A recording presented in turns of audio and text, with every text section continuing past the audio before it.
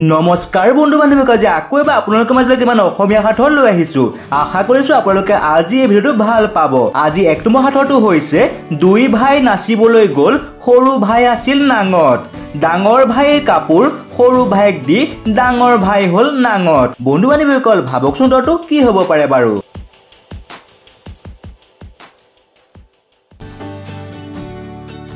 ভাবি পালেনে? হয়, ইয়াৰ উত্তৰটো হৈছে যঁতৰত সূতা কটা। দুই নম্বৰ সাঁথৰটো হৈছে ঠেং নোহোৱাই চাৰি ঠেঙীয়াক নিলে দুঠেঙীয়াই আছে চাই। সেয়ানো কি বাৰু কোৱাচোন ভাবি চাই। বন্ধু বান্ধৱীসকল ভাবকচোন উত্তৰটো কি হ'ব পাৰে বাৰু?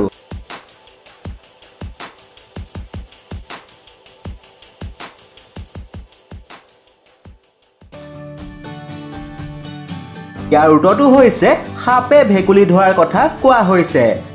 আজি ৩ নম্বৰ পাজলটো হৈছে স্ক্ৰীনত দেখিবলৈ পোৱা ইমজিসমূহৰ ভিতৰত কোনটো ইমজি বাৰু দুবাৰ আহিছে? আপোনালোকে ৫ ছেকেণ্ডৰ ভিতৰত বিচাৰি উলিয়াওকচোন।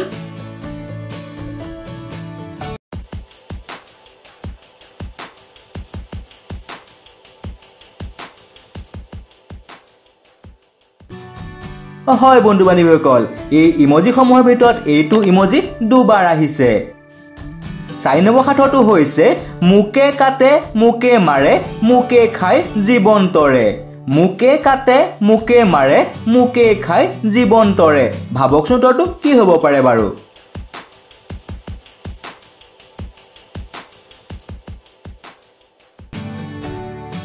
হয় বন্ধু বান্ধৱীসকল, ইয়াৰ উত্তৰটো হৈছে ধান। বাৰু আপোনালোকে ভাবিছিল নে?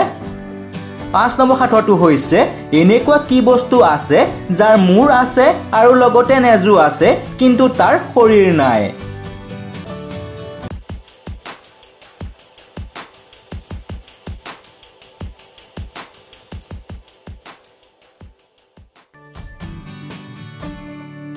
ইয়াৰ উত্তৰটো হৈছে চিলা। বাৰু আপোনালোকে ভাবিছিল নে? কমেণ্ট এটা কৰি জনাই দিব।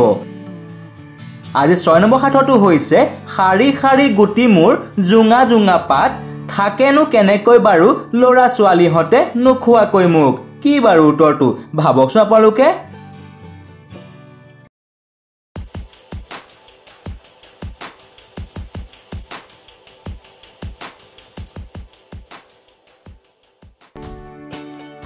হয় আপোনালোকে ভবাটোৱেই। ইয়াৰ উত্তৰটো হৈছে গোমধান। আজি ৭ নম্বৰ পাজলটো হৈছে স্ক্ৰীনত দেখিবলৈ পোৱা ইমজিসমূহৰ ভিতৰত কোনটো ইমজি বাৰু সকলোতকৈ পৃথক? আপোনালোকে ৫ ছেকেণ্ডৰ ভিতৰত বিচাৰি উলিয়াওকচোন। বন্ধু বান্ধৱীসকল আমাৰ চেনেলটো ছাবস্ক্ৰাইব আৰু ভিডিঅ'টো লাইক কৰি দিব। ধন্যবাদ। হয় বন্ধু বান্ধৱীসকল, এই ইমজিসমূহৰ ভিতৰত এইটো ইমজি সকলোতকৈ পৃথক। আজি ৮ নম্বৰ সাঁথৰটো হৈছে সি কি সম্পদ যিমানে দান কৰা কেতিয়াও কমি নাযায়। এনেকুৱা কি দান আছে বাৰু? ভাবকচোন উত্তৰটো।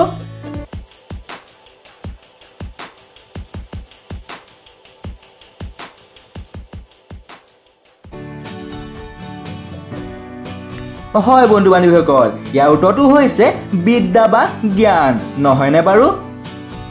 ৯ নম্বৰ সাঁথৰটো হৈছে ঘূৰণীয়াকৈ ঘৰটো চাৰিওফালে আছে বেৰ, তাৰ মাজত মাত্ৰ এডালহে খেৰ। কি বাৰু উত্তৰটো? ভাবকচোন আপোনালোকে।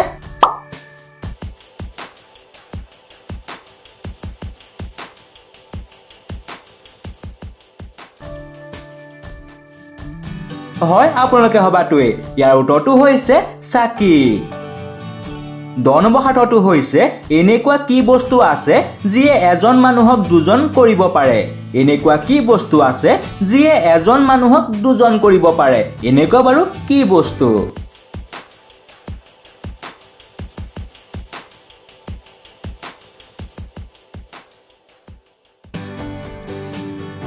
ইয়াৰ উত্তৰটো হৈছে আইনা, যি এজন মানুহক দুজন কৰিব পাৰে, নহয়নে বাৰু? ১১ নম্বৰ সাঁথৰটো হৈছে এনেকুৱা কোনজন পতি আছে যিজন পতি অৰণ্যতো থাকে আৰু চহৰতো থাকে?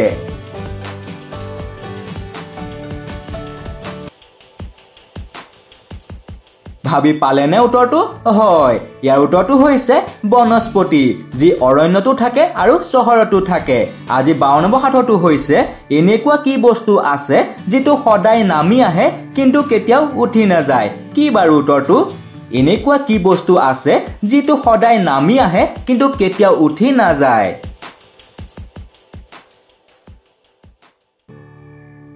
ইয়াৰ উত্তৰটো হৈছে বৰষুণ যি সদায় নামি আহে কেতিয়াও উঠি নাযায় 13 নম্বৰ সাঁথৰটো হৈছে সেইটো কি বস্তু যিটোৱে গোটেই ৰুমটো ভৰাই দিয়ে জায়গা কিন্তু অলপ মানুহ নলয় কি বাৰু উত্তৰটো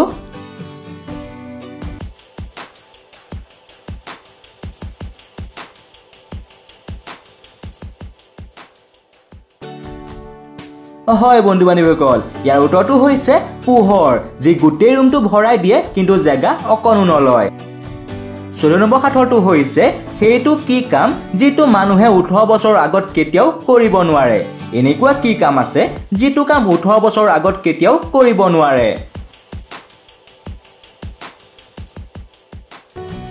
হয় বন্ধু বান্ধৱীসকল ইয়াৰ উত্তৰটো হৈছে ভোট দিয়া কাম 19 নম্বৰ সাঁথৰটো হৈছে এক মাতৃৰ গৰ্ভত আছে অনেক পুত্ৰ সন্তান তেজ নাই মঙ নাই শৰীৰ শুকান জন্মিয়ে সিহঁতে মাতৃক আঘাত কৰে সেই হেতু সিহঁত জন্মিয়ে পুৰি মৰে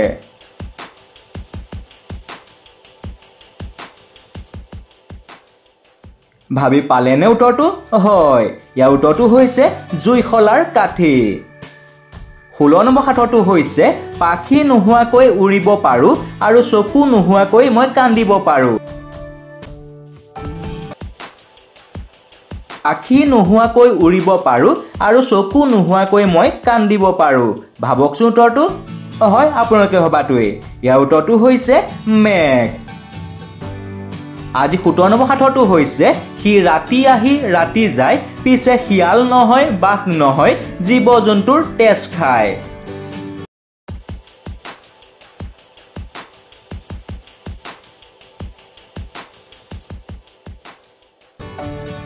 ভাবি পালেনে হয় ইয়াৰ উত্তৰটো হৈছে মৌ আজি 18 নম্বৰ সাঁথৰটো হৈছে বিয়া নপতাকৈ কেনেকৈ স্বামী হ'ব পাৰি বিয়া নপতাকৈ বাৰু কেনেকৈ স্বামী হ'ব পাৰি বন্ধু বান্ধৱীসকল ভাবকচোন উত্তৰটো কি হ'ব পাৰে বাৰু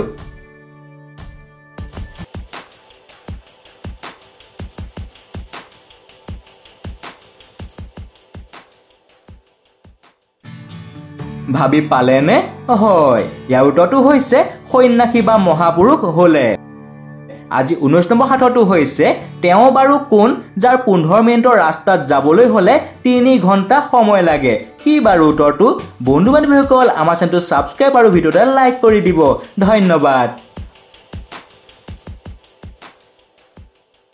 হয় বন্ধু বান্ধৱীসকল ইয়াৰ উত্তৰটো হৈছে ঘড়ীৰ ঘণ্টা কাটাডাল আজি 20 নম্বৰ সাঁথৰটো হৈছে সেইটো কি বস্তু যেটো সকলো মানুহে পুমা মাহটো গৰম বুলিয়ে কয়